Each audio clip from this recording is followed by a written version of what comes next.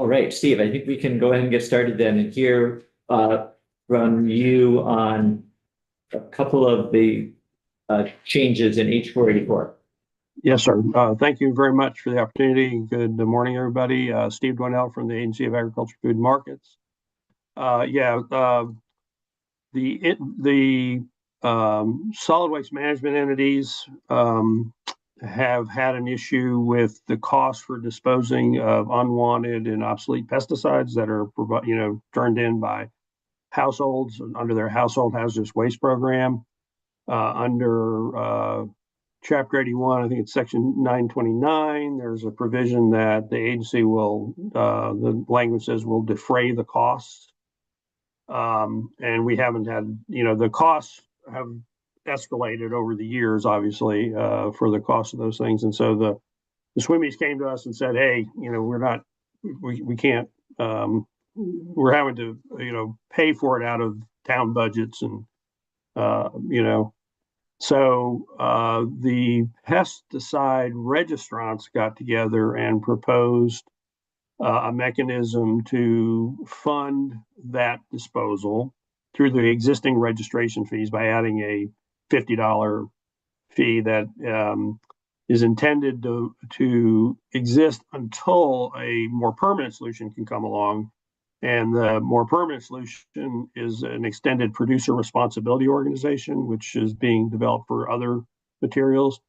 The problem we've got right now is there is no extended producer responsibility organization for pesticides. So if the solution was to create an EPR, there is none. So the SWMEs are left holding the bag. So they got together and agreed to use this mechanism to defray those costs.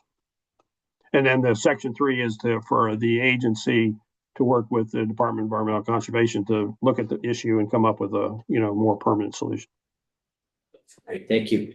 I think after we had your testimony, we as committee members received a couple of email communications from folks in support of this. So from the solid waste districts, right? From the manufacturers, and everyone seems to have been working together on this and supports it. Yes. That's consistent with your understanding too. Okay, great. So that's sections 2 and 3. Before we move on, any questions for Steve? All right, thank you. Thank you. Yeah, I'm going to ask now if Representative James would like to join us. Sir.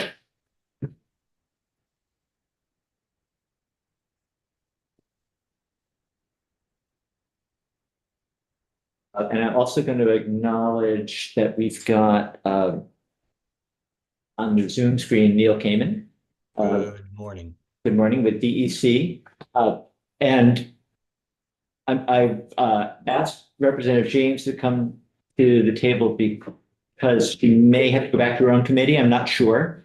But no, I'm just sitting out. Okay, well, that's nice. So we're looking at H484, and as I think you know, the provisions that you had worked on in a bill in your committee have ended up in this bill regarding Rygate. And some of us have a good understanding of Rygate, and some of us have maybe not so good an understanding. Can you give us a 3 to 5 minute, if that even, sort of explanation of what's going on here? Sure. Well, I have my floor report ready. I don't know how long it is. I don't think it's longer than 3 to 5 minutes. Right up. Yeah. So I'm Representative Kathleen James from Manchester. So House Energy and Digital Infrastructure, we did take pretty significant testimony on the section of 44 that pertains to the Rygate power plant and learned a lot. So for folks who don't know, Rygate is a wood-burning biomass power plant that's up in Caledonia County. And Rygate burns low-grade wood products, wood chips, all around the clock, every day of the year. And so it's contributing baseload power to our grid. And it totals in all about 3% of our state's electricity consumption. So that's 24/7, 365, 6%, 3% 3%. of our state's total electricity consumption. So Rygate's up there burning chips and feeding the grid. It's also an important part of our forest economy. It supports loggers, these low-grade forest products that Rygate burns don't have much, they don't have many alternative markets. And so it's a nice market for loggers up there, and it provides some good jobs. So Rygate has a power purchasing agreement. So basically a contract with Vermont's utilities. And every one of our utilities are required to buy their pro rata share of Rygate's power. And they do that at a fixed rate. So in 2022, the legislature extended this PPA, this contract, 10 years out to 2032.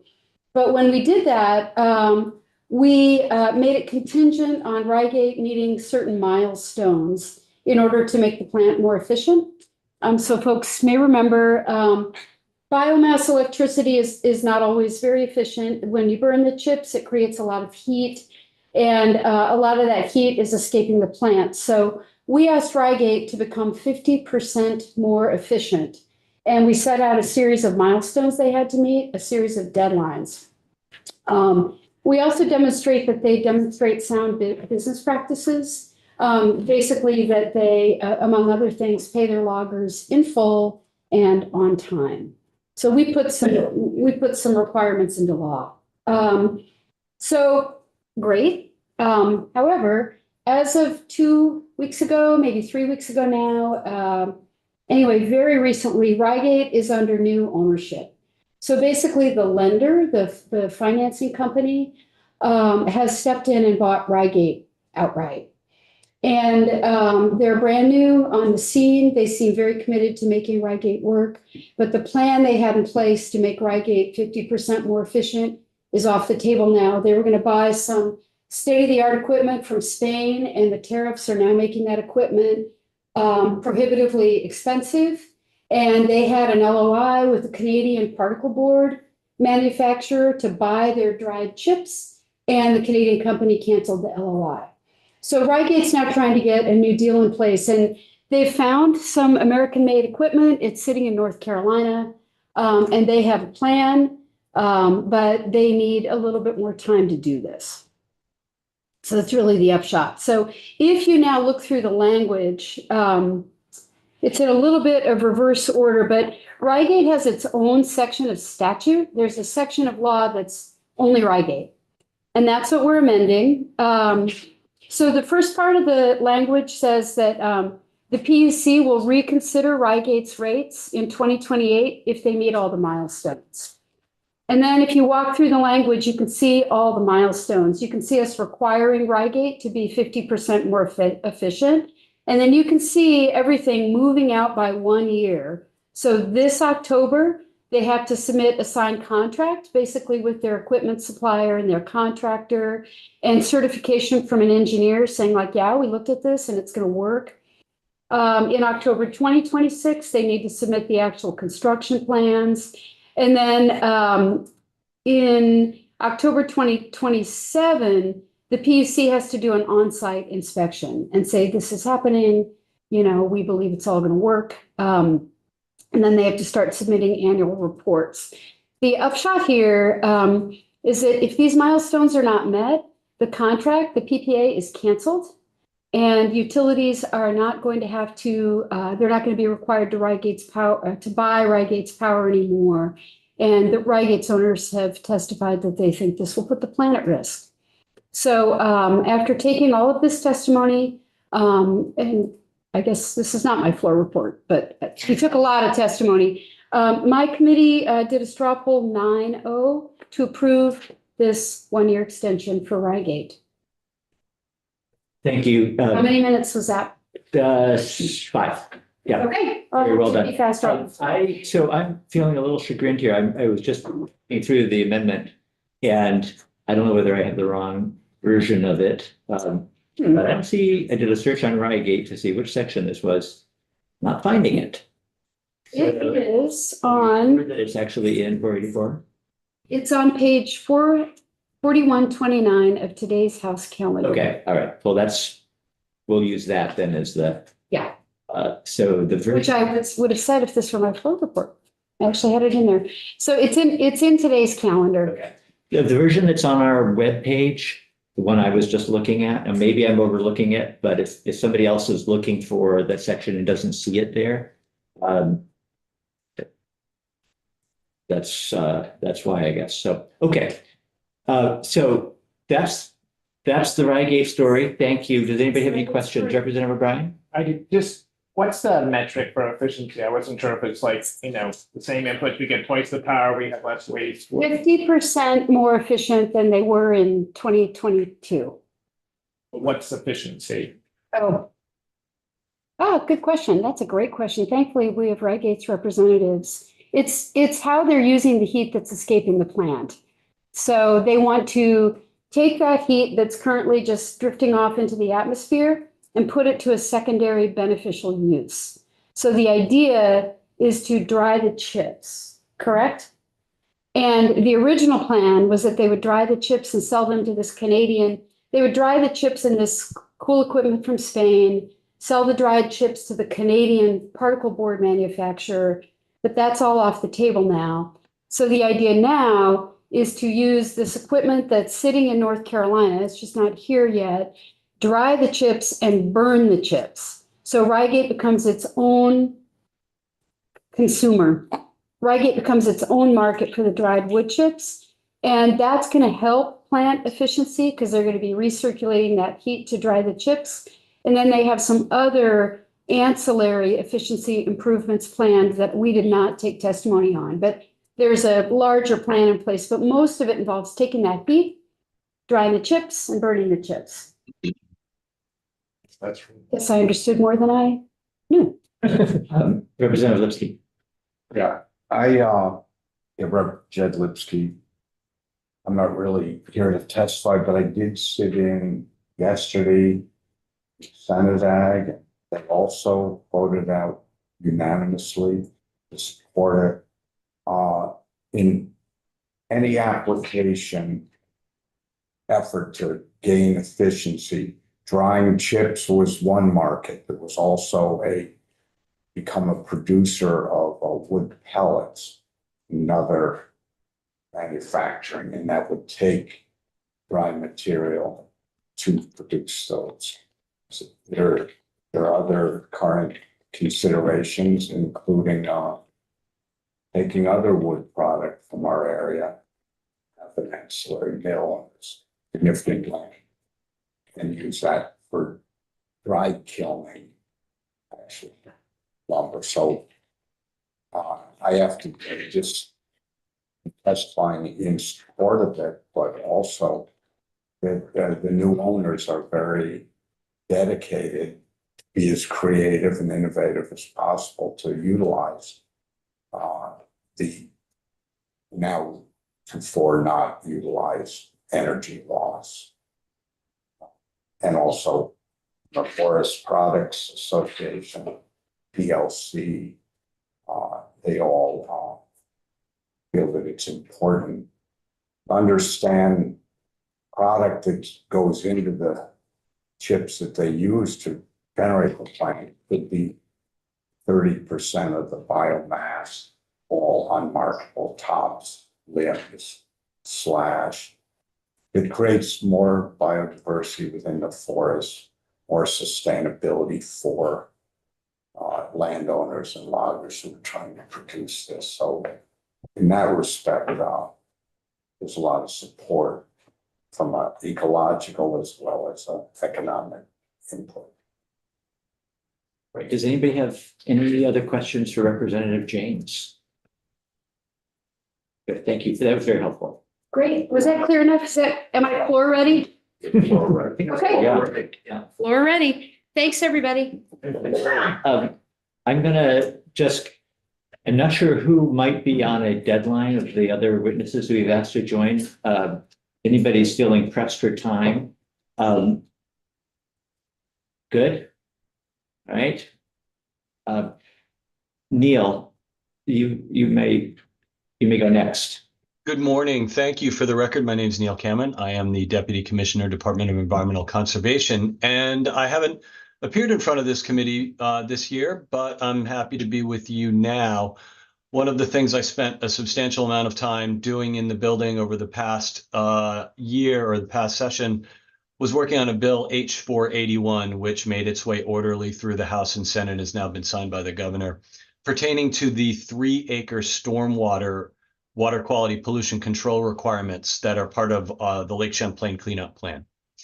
I'm here just to provide the department's agency's perspective on section 4 of H484 here, which has to do with 3-acre permitting at the Vermont State Fair in Rutland. I have a feeling your committee has heard from the fair's advocate, Jackie Folsom, or perhaps President Codgton from the Vermont State Fair in Rutland, or other fair operators on the matter of 3-acre stormwater. What I want to let you know here is this is language I became aware of quite some time ago. We've been working extensively with Agency of Agriculture on a financing program and a funding program to help all of the ag fairs that are subject to this requirement to comply, including dollars for engineering and dollars for construction. And those dollars are out there and available for access right now. The good folks in Rutland approached us a number of months ago and then a number of weeks ago with more refined engineering information. And they have some real concerns about the constraints that exist on the site down there in the city of Rutland. Our department took a bunch of our stormwater technical people, myself, had a meeting with the Rutland State Fair in late April. I think it was April 25th. So it was a very good on-site meeting. And we were able to tour that site and see some of the constraints there. You know, the folks are absolutely willing to do what they can, but they can't do what they can't. And there is actually a provision in the 3-acre stormwater rules that if you're unable to meet a minimum standard of control, that you can offset that by either doing what's called an offset project, which would be a project elsewhere in a watershed, the area that sends water down to the same receiving water, in this case, the Otter Creek, or pay an impact fee.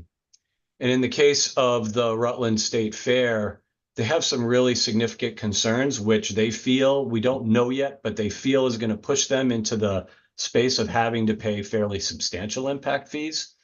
So they've approached you all about the language that's here in section 4 that would exempt the Rutland State Fair specifically from impact fees or offsets in the event the engineering feasibility shows they're unable to make the minimum treatment standards. Given the very specific fact patterns, we DEC, we ANR are comfortable with this language if you all elect to advance it. And that is pretty much what I have to say, but 3-acre stormwater is a big topic and I'm here for questions if you have any. Great, thank you. Are there any questions? Representative Nelson. If I'm reporting this bill, Deputy Secretary, can I use your quote, can't do what they can't? Did I say that? Can't do you it. did. What's that? Yeah, because it just makes sense. There some things, and as we've heard with Rutland, they have certain obstacles there. Right. Right. They do. They have some really interesting site constraints down there that are kind of unique just based on the historic layout of the site. And, you know, our rules won't require you to move buildings and restructure topography in the way that some of their preliminary engineering might have suggested. So, yes. Any other questions? All right, and yes, we have, as you correctly guessed, heard from the Fairs Association this topic this session and maybe in previous sessions. So I think the committee is predisposed and favorable to this. Were there other sections that you wanted to address today, Deputy Commissioner? No, sir. All right, thank you for joining us. Thank you. You all have a good day and thank you for your work. Good luck getting out of the building. We got out once today. Okay, So we are jumping around here a little bit, but maybe we'll go to the tax section. Sure. We have Deputy Commissioner Samaroff from the Department of Tax here. Hello, I don't think I've been in this committee room yet this year Not- either. Yeah, not this Yeah. year anyway. Yeah. For the record, Rebecca Samaroff, Deputy Commissioner of the Vermont Tax Department. And I wanted to chat with you all about, I believe, Section 5 of the bill, which contemplates expanding the $2,000 income eligibility threshold for the current use program, specifically for small farms under 25 acres. For farms above 25 acres, there's, it's kind of like the presumption that it's a major farming operation. So there isn't as strict an income eligibility requirement, but for those small farms, eligibility is based on making at least $2,000 in farm income under current law, or half of your overall income from farm income. And what Section 5 does is would expand that eligibility threshold to include the value of donated crops.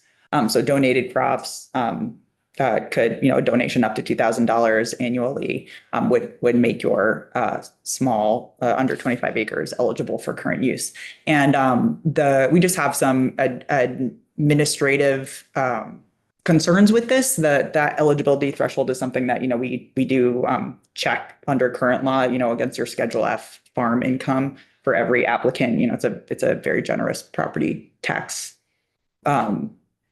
relief program, or I'm not sure if that's really like how the program is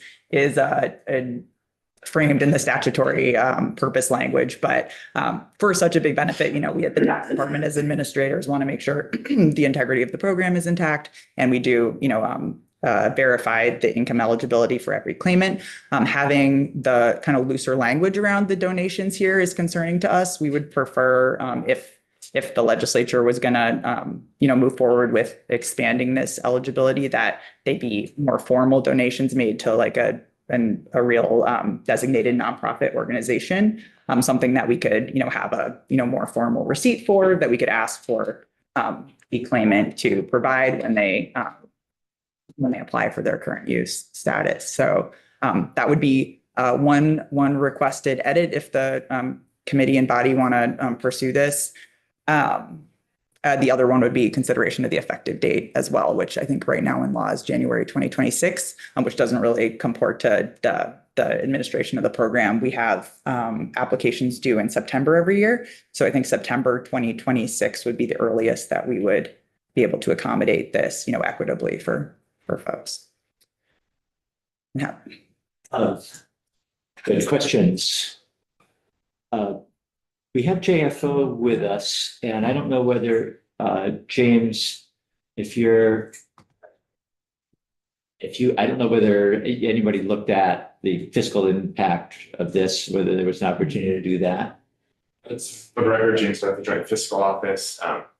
And yes, Chair Duffy, Joint Fiscal Office did look at this provision. We are not aware of data that would allow us to put a precise dollar estimate on the effects of this provision. We can say that the fiscal impact would be to the education fund. Any property tax income foregone through the UVA program is foregone revenue to the education fund. The fiscal impacts would be to the extent that this provision would induce or capture more parcels to enroll in CA and receive that new favorable tax treatment. But it would really depend on the universe of folks who would qualify under this new consideration of donated crops, which we were not able to estimate or define this time. Fair enough. And we at tax would agree that I think the fiscal impact would be de minimis. The $2,000 threshold is already quite low. I think that translates to about $36 a week, or of farm income, or in a future state potentially donated crops. So I think that probably many folks who are able to enroll in current use for farm activities at that scale are doing so today. So would agree, not a big fiscal impact, but in terms of just our administrative impacts. And I should also just note that current use is kind of like the last major program that we have outside of our integrated tax system. And that program's getting moved into our integrated tax system over the next year and a half. So it's also a very, delicate time to be making major administrative changes to that program. And what's great about it going into our tax system is that a lot of these checks are going to be automated, like this income eligibility check when it's, income that's reported on your Schedule F federal form. That could all be now automated, which takes, hands-on manual review today. But this edition will be another manual review step. But at least, with the requested changes, it could be, a judgment that someone could make by, reviewing something manually with their eyes instead of also having to kind of make the calls. This feel like a valid donation. There's something that's more than putting, cucumbers in your neighbor's car and, less than formal farm income. So. Representative O'Brien. I just wondered how it worked with haying. I can see being the most, because there's so many sort of handshake or over the phone deals where I have a 5-acre field, I may not even be in current use, farmer, can you hay this for me? And, at the moment, if the farmer's doing it, maybe it's a lease type of deal, but this could become, essentially I'm donating my 500 bales of hay. Right. Yeah. This language. So how is that cut up in this? I think you're pointing to an example that would now, be if donations were allowed towards this $2,000 threshold, then absolutely donating hay would fall under that as currently drafted. It's not specific to be food products or anything like that, any farm products. And you're right that lease agreements is something else that's a manual review. Currently with PBR staff, that's a common arrangement for landowners in current use. And that all takes careful review. I don't know whether you testified in the Ways and Means Committee, but I understand that they picked this up this morning, maybe before the fire alarm. And oh gosh, you had another one today. Were you there? I was there. Yes. Can you give us any Sure. very brief? So House Ways and Means did straw poll H44. I don't recall the committee vote at this time, but it was a favorable straw poll in House Ways and Means. The committee was aware that House Ag would contemplate removing Section 5 pertaining to the use value appraisal program today. So they did not take extended discussion on that section. And then several sections of H44, which I'll get into later, have already gone through House Ways and Means, having been moved to H44 from H319. That's the latest environmental topics bill. Okay, good, thank you. Other questions for the Deputy Commissioner? We can have some conversation about everything before we make any decisions, but any questions while we have the tax department here? Okay, thank you very much. We appreciate the opportunity to testify. This was, I think, the first that tax or the Agency of Agriculture also has not had a chance to weigh in on this provision. So just, food for thought before. This did not come from the agency then? No, it did not come from the department. Or the department. Yeah. So. All right. Okay, good. Thank you. Thanks so much. Commissioner Fitzko, maybe we could have you come on next to talk about Section 6.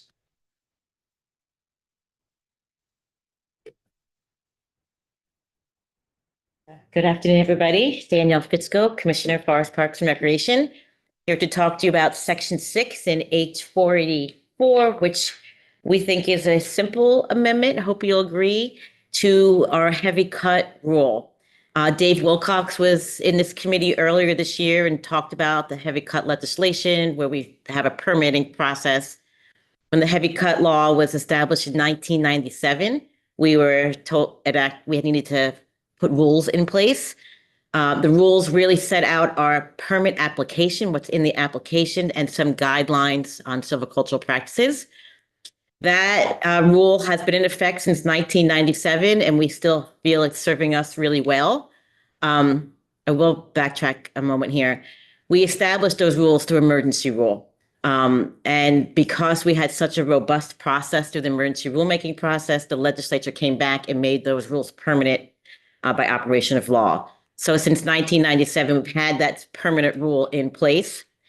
Here's where the catch comes in. In 2016, the legislature passed an update to the Administrative Procedures Act, the APA, that said that any rule that was not published in the Code of Rules by July 1, 2018 would be repealed.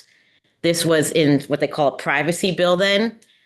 FPR did not know that this rule needed to be published in the Code of Rules. The rule has been on our website since we had a website, which I think was probably early 2000. And we just recently found out about this provision back in 2018 for non-publishing. So what our request is to publish the rule now. It has been using it since 1997. Like I said, still serving us well. And we don't see a need to go through rulemaking. We actually have a queue of rules that we need to actually do, and this would need to go in the pipeline if we need to do it, and would like to continue to operate as we have. So that's what the language has. We reached out to Representative Squirrel, who's the chair of LCAR. They talked about it and said, why don't you work with Legislative Counsel for a fix? And so the language you have in the bill is crafted by Leg Counsel with LCAR's support. Is this section 6? Yes, I think that's what Chair Durfee said. Yes, it is. Representative Boswell. Can you just say a little bit more? I mean, the heavy cut sounds a little controversial. I'd like to hear more about that before I Yeah, to make a decision. And Dave Wilcox was here and did a presentation on heavy cut earlier in the session. And basically, if a landowner is going to cut below a level that they call the C line, which is basically a stocking level, there's an A line, a B line, and a C line. If they want to cut 40 acres or more below the C line, they have to submit a permit to FPR, and our foresters will review that silvicultural practice and either approve or deny that application. In many cases, harvesting below the C line is meant many times for forest health reasons. Maybe there was ice damage or a storm event, or it's a even age crop of very lack of diversity where they're trying to regenerate the forest for more diversity and complexity going forward. Our foresters will review that to make sure the silvicultural practices meet the objectives that they're going after. So it's an oversight that we provide. Probably about 40 applications come in a year. Most of those are also been approved through like the use value. There's already a management plan in place through the use value appraisal program. So that's the heavy cut law. I think since 1997, it's been averaging about 40 a year. And so it's really us providing our silvicultural expertise oversight to support landowners and making the right decisions. Representative Nelson. Michelle, think red pine forests that were planted 40 years ago. And they grow to maturity and they go in and cut it all at once.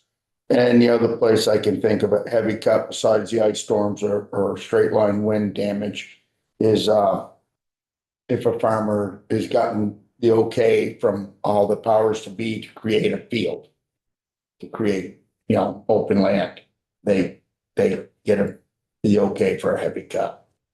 So I want to just be cognizant of the clock here. I think this is a very technical fix, and we probably shouldn't get too deep into the rule itself. What we're doing here is, rather than say, okay, we're going to start again with going through the rulemaking process, is changing statute to say the rule is still in place despite what happened in 2018. Yeah. It just may brief.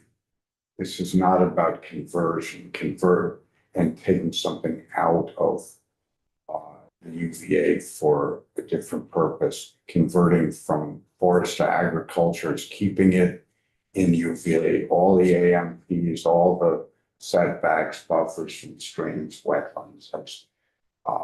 It's an important tool, and it was a result of policy by FPR against abuse.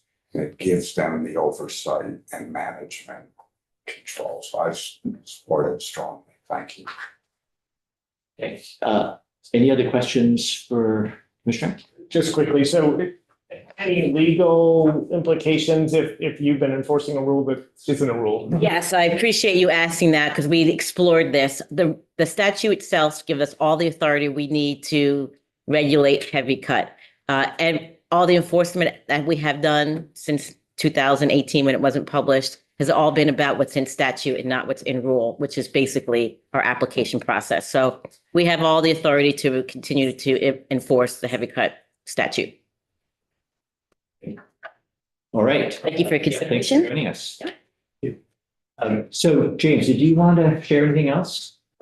I have to walk through this one. I don't know that H319 has been seen by this committee before, and several sections from H319 were moved to H484. We haven't seen H319. So come up and tell us what sections those were.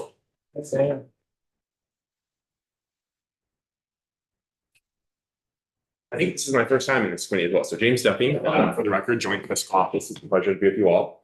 So H484 has been through this committee already once before. At that time, I think section 1, the registration requirement for beneficial substances, was the only section with I'll say de minimis fiscal impact, but a fiscal impact that was in the bill at that point in time. Since that bill has left committee, several sections have been added on the Senate side. Sections 2 and 3 do not come to H484 from 319, which was the miscellaneous environmental topics bill. Sections 2 and 3 were added, I believe, by the Senate Natural Resources Committee. Could have been Senate Ag. What this would do, it was the Senate Agriculture Committee, excuse me. What these sections would do are establish an additional $50 annual fee on the registration of pesticides in the state of Vermont. Currently, any pesticides sold or distributed in the state of Vermont does need to be registered alongside a $200 annual fee, $185 of which goes to the Pesticide Monitoring Special Fund, $15 of which goes to the Ag Water Quality Special Fund. So that's an existing $200 fee on pesticide registrations. These sections will create an additional $50 fee that will be used to compensate the solid waste management districts for their current work disposing of obsolete or unwanted pesticides. They provided testimony to Senate Agriculture that the funds shared with them or transferred to them from the Agency of Agriculture, Food and Markets are currently insufficient to cover their costs doing this work. And so there was agreement reached among the solid waste management districts and the agency and members of Senate Ag to establish this new fee to fund that work. JFO estimates it would raise approximately $615,000 for the Pesticide Monitoring Special Fund on an annual basis, beginning in tax year 25 or fiscal year 26, excuse me. Any questions on that section of the bill, Chair? Good with that section. Yeah, thank you.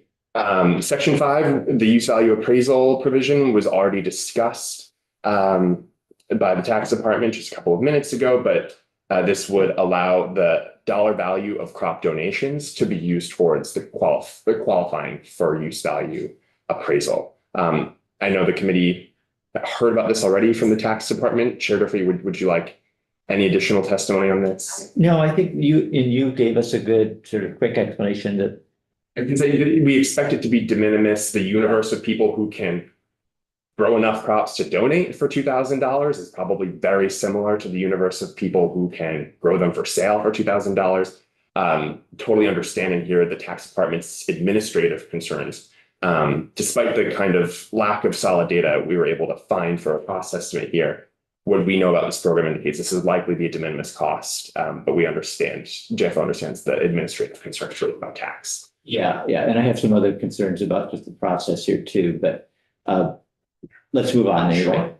So the following final sections of the fiscal note pertain to household hazardous waste collection plans and the paint product stewardship program. So these are both provisions that previously existed in H319, the House Miscellaneous Environmental Subjects Bill.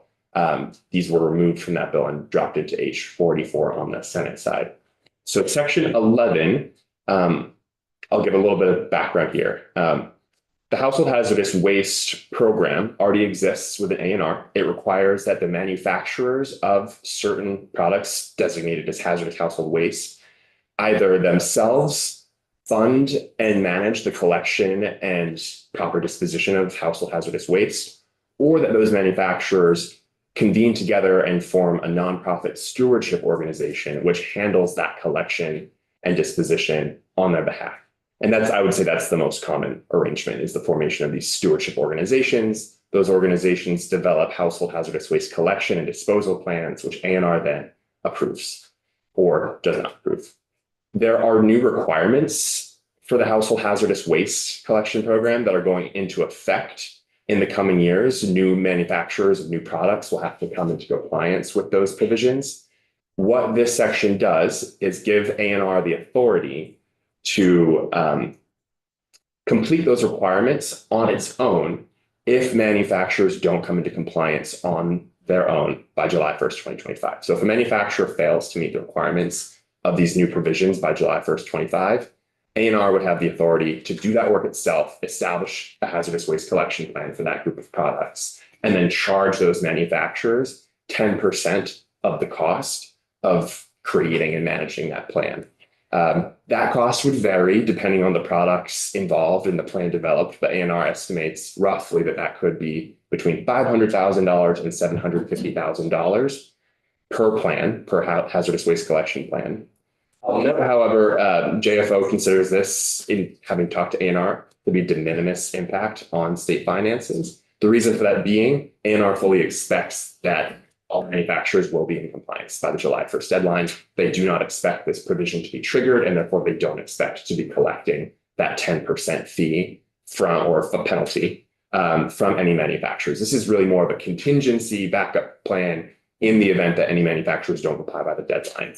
But ANR is expecting full compliance and therefore doesn't expect this provision to be triggered. Just quickly, does this include pesticides? This does not include pesticides. The household hazardous waste collection program does not currently cover pesticides, to my knowledge. The pesticide disposal is handled through a separate program. And I think that's partly what we're seeing in the other section 2 and That's 3. what I was wondering, because pesticides were under household hazardous waste there, but they're not here. And I will add, Representative, thank you for that question. I neglected to mention that section 3 of the bill, which is connected to the pesticide disposal provisions, directs the Secretary of AAFM to consult with the Commissioner of the DEC and propose a plan to the agencies, to the committees of jurisdiction by this December for sustainable revenue sources for pesticide disposal and collection. So the agencies will be looking at establishing a separate program for pesticides. And that may be an extended producer responsibility program, similar to what we have under the household hazardous waste. It may not be. The section 3 of the bill directs them to consider both an EPR program and perhaps other ways of funding that work. But my understanding is pesticide collection primarily goes through the solid waste management districts at this point in time. Pesticides are not included under the definition of household hazardous waste. Any other questions, Chair? All right. So the final 2 sections of the fiscal note for sections 14 and 15 of the bill deal with the paint product stewardship program. This is currently known as the paint stewardship program. The name is being changed by the bill to the paint product stewardship program. The reason for that being, this bill would take the existing program that exists, very similar to household hazardous waste, for the proper disposal of unwanted or obsolete paint, and expand those requirements and program offerings to paint products. So these are things that are not architectural paint like what you might put on your house, but similar products like paint thinners, paint strippers. I believe stains, like wood stains, might be included under this new definition. Aerosol-based spray paints. These are all paint products that would now be newly subject to the requirements of this program. And the bill would do a couple of things. So it puts a new definition for paint products into statute. It expands the requirements for the existing architectural paint disposal program to those paint products. And then it takes the existing fee schedule that is charged to consumers to fund the paint disposal program, codifies that into statute without changing any of the fee amounts. So currently the way this program is funded, if you've ever bought a gallon of paint for your house at your local hardware store, depending on the volume of that paint, you'll be charged a small fee, which is then remitted to the paint stewardship organization, Paint Care Vermont. And that fee funds their work on an annual basis of collecting and disposing of paint in an environmentally responsible manner. Representative Nelson. Will that be? Would that be charged to the manufacturer on import into the state? So the stores don't have to remember to collect it and send it out? So technically, not technically, this is actually a charge on the manufacturer. So originally, the way this works is it's a charge imposed on the manufacturers, which is then passed on to the retailers. I understand. Oh, okay. I understand. It passed on to the retailer and the consumer. Yes, But the manufacturers will be paying it when it comes. that's correct. So the flow is, you or I pay, and then that money is remitted back to either the manufacturer, or in this case, it's really Paint Care Vermont, the stewardship organization that was formed by the manufacturers to handle administration of this program. So Paint Care Vermont is the name of the stewardship organization, and that's ultimately where this money ends up. Does that answer your question? Yeah, so, but what I'm getting at is, I go to the pick and shovel and I buy 5 1-gallon containers, which will cost me $6 and whatever. The pick and shovel collect the $6 and whatever and send it to Paint Care, or has the manufacturer already sent it to Paint Care, pass that charge on to the pick and shovel, and the pick and shovel just collects the money to offset what they paid? My understanding is that the money is transferred by the retailer, by that store. I'm hesitant to say it with 100% confidence. Michael O'Grady at Ledge Council, this bill would be able to give you a more definitive answer. From my research, I believe it's remitted by the retailer, but I could be mistaken. I was encouraged to ask Michael O'Grady. It's a great question, though. I think we should understand how it works and whether the consumer is charged something extra or whether it's built into the cost of the product, or the same question for the retailer. It is certainly the case that the consumer is Ultimately. charged extra. Ultimately, yes. And sometimes it's identified as a separate line item on the receipt, not always. And this is actually connected to one of the other fiscal impacts of the bill, although this is also de minimis, but the fee paid, but it's called the paint stewardship assessment, but it's the assessment fee that's paid by you or I or other consumers on the paint, is included in the taxable sales price of that product. So to the extent that new paint products are subject to a stewardship fee, that raises the taxable sales price of the product by, in the case of architectural paint, it's 65 cents or $1.35. So when these new requirements and fees are imposed on paint products, they aren't currently, but when they are, that will marginally increase the sales tax collected by the state on those paint products. The scope of that would obviously depend on how many of these products are sold. But for example, Paint Care Vermont collected about $990,000 in stewardship assessment fees in tax year, I believe it was tax year 24 or 25. It's here in the fiscal note. At the 6% Vermont sales tax rate, that represented an additional $60,000 in sales tax collected by the state of Vermont as a result of these fees. That's less than 1% of the sales tax collected annually. But just to name that in the fiscal note, that there is anticipated from this bill a marginal increase in sales tax collections for the state of Vermont once these new fees are established. Cover 2 students. So it's a tax on a fee. Yes, and there's an interesting history there. It's in the footnotes of the bill here, but the tax department has issued a letter. This might have been almost 10 years ago when the first paint stewardship assessment fee was established, determining whether this was part of the taxable sales price of the product. And the tax department determined that it is, and that's the way it's been treated since. We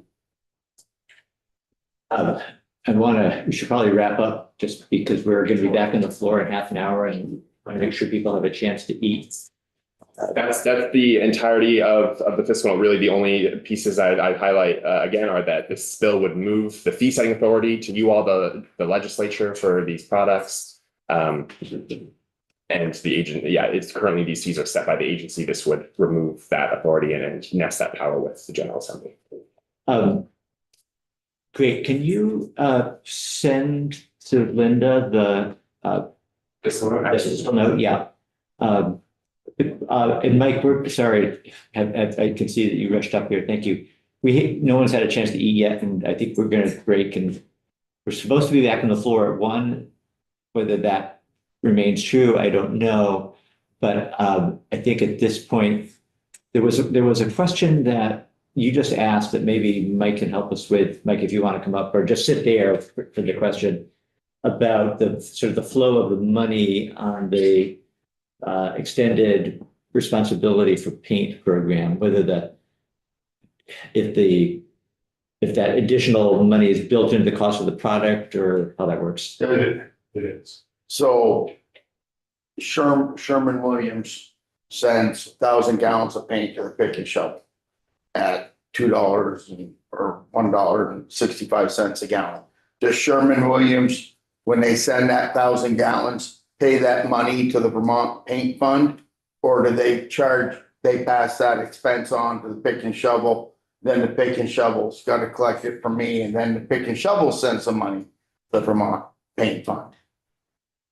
So Sherman-Williams isn't paying anything, the consumer is. I understand the consumer's paying, but the flow of money, does it?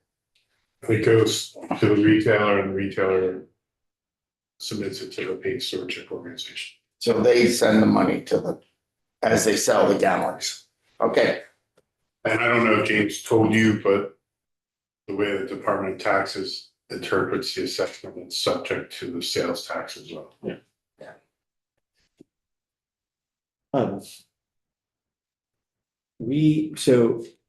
Thank you, James. I think we'll have Chair Sheldon come in as we had Representative James in to talk about what we just heard, the producer responsibilities. We're in a bill that was in their committee. I haven't heard from or asked anybody else if they want to come in and speak to these amendments. So I think what we'll probably do is rely on the work that the other committees did. If anybody feels like we want to dig deeper, take more of a dive into this, we can do that. But I'm also cognizant of the fact that the clock is ticking. And no matter how much time we might put into this afternoon, there probably won't be enough time. But we'll ask Mike to walk through it briefly, I think, when we take our next recess on the floor. It's scheduled for 3 hours from Betsy Ann, so it'll probably be about 4 o'clock unless they have a change. Well, I guess that's This is where on we are. notice. Yeah. Dave, What's that? it's on notice for tomorrow? It's on notice for tomorrow, yeah. At one point, we thought we would take it off notice, but that's probably not going to happen if we're not ready yet. So, thanks for the fire alarm. Okay, and Ways and Means, you were in Ways and Means this morning? Okay, good. So they've already had a look. They voted it out 803, but they are proposing to remove the use value provision for donated crops. Have they, and are they going to be introducing an amendment to that effect? Or are they? That's the question I asked both you and Okay. Kornheiser yesterday, because the bill is in your possession. Well, it's not technically in your possession, but normally the chair of the committee with that was the main jurisdictional committee is the one that responds with the recommendation on what to do. Even with the revenue component? I mean, that's I've seen, say, you defer to the chair of the money committee and they make that. I drafted it as you, but it's not hard to just. Okay. All right. So that's, I asked, I think get a feedback from Rep. Kornheiser. Okay, so I think we can leave it as is for the time being, and we'll reconvene